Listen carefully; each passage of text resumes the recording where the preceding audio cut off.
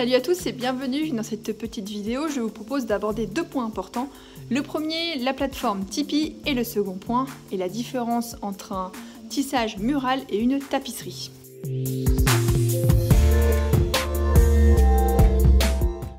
Abordons avant toute chose la question de Tipeee. Tipeee est une plateforme où il est possible pour la communauté d'un créateur de soutenir ce même créateur pour lui permettre de continuer à faire ce qu'il fait ou d'améliorer son travail. Tipeee fonctionne sur le principe du pourboire. A tip est un pourboire. Et donc il vous est possible de laisser quelques euros de façon à récompenser le créateur pour son travail.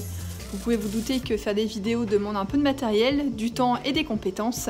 Et évidemment, chaque soutien financier est toujours un baume au cœur et toujours une promesse d'amélioration de ces vidéos. Par ailleurs, dans le cas de la tapisserie, faire des vidéos pour pouvoir vous montrer comment on tisse certaines choses demande l'achat de matière. Et tout soutien financier est toujours une aide précieuse.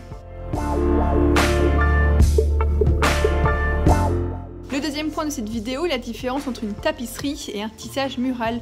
Peut-être avez-vous régulièrement trouvé ce mot-là, comment faire un tissage mural sur un cadre à tisser. La différence entre un tissage mural et une tapisserie, me semble-t-il, est une question de technique. Le tissage mural ne demande pas du tout de technique, en fait on ne se pose même pas la question de savoir s'il y a une importance de respecter l'équivalence entre la chaîne et la trame. Et pourtant c'est le cas, puisque au bout de quelques années, vous allez vous apercevoir que si la chaîne est trop fine, en fait la trame ne tiendra pas dessus et elle glissera progressivement et votre tissage sera complètement déformé. La tapisserie, au contraire, demande un peu plus de technique pour faire des produits qui vont durer un peu plus dans le temps et qui permettent donc une pérennité certaine. C'est d'autant plus important, par exemple, lorsque vous réalisez un tissage avec des formes telles un cercle ou un croissant de lune. Si jamais vous ne respectez pas une certaine équivalence entre la chaîne et la trame ou une technique de tapisserie, vous allez vous rendre compte au bout de quelques années d'exposition que le cercle ne sera plus complètement rond et que ce croissant de lune va ressembler plus à une vague qu'à un véritable croissant de lune.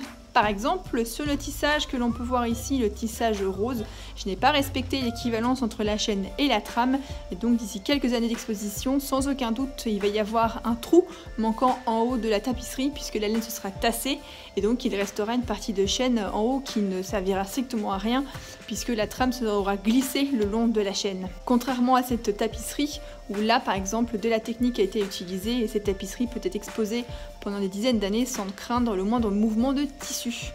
Voilà, j'espère que cette courte vidéo vous aura plu, vous aura intéressé et surtout éclairé. N'hésitez pas à vous abonner à la chaîne pour plus de contenu sur la tapisserie, de mettre un petit pouce vers le haut si elle vous a plu ou même de laisser un commentaire et je vous retrouve à très bientôt.